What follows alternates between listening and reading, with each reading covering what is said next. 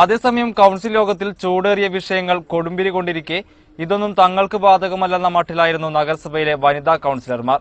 Mobile ഫോണിൽ കളിച്ചും കുശലം പറഞ്ഞും പലരും നേരം കളയുമ്പോൾ മൈലാടി പ്ലാന്റ് അടക്കമുള്ള വിഷയങ്ങളിൽ ഗൗരവ ചർച്ചയാണ് നടന്നിരുന്നത്.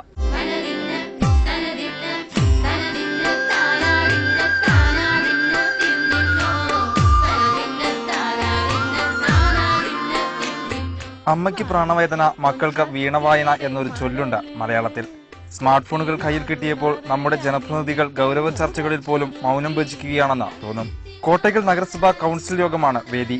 കേരള സമൂഹത്തിൽ തന്നെ ചൂടേറിയ ചർച്ചയ്ക്ക് വഴിവെച്ച മൈലാടി മാലിന്യ പ്ലാന്റ് വിഷയം ചർച്ച ചെയ്യുകയാണ് യോഗം.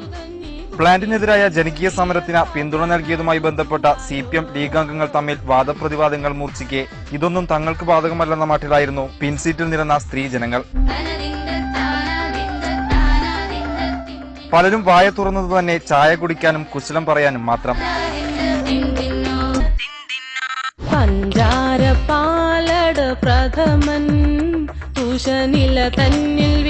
സ്മാർട്ട് ഫോണുകൾ കയ്യിലുള്ളപ്പോൾ നേരം കളയാൻ ഇതിലും നല്ലൊരു മാർഗമില്ലെന്ന മറ്റു ചിലർ.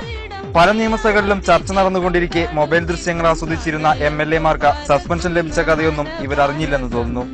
മൊബൈൽ ഫോണിന്റെ കാര്യത്തിൽ കോട്ടയ്ക്കൽ നഗരസഭാ വൈസ് ചെയർമാനും വിട്ടുവീഴ്ചയ്ക്കില്ല. വരുന്ന കോളുകൾക്കെല്ലാം മറുപടി നൽകിയാലേ അദ്ദേഹത്തിനും സമാധാനമുള്ളൂ. 11:30 ആരംഭിച്ച യോഗം 1 മണി വരെയാണ് നീണ്ടുനിന്നത്.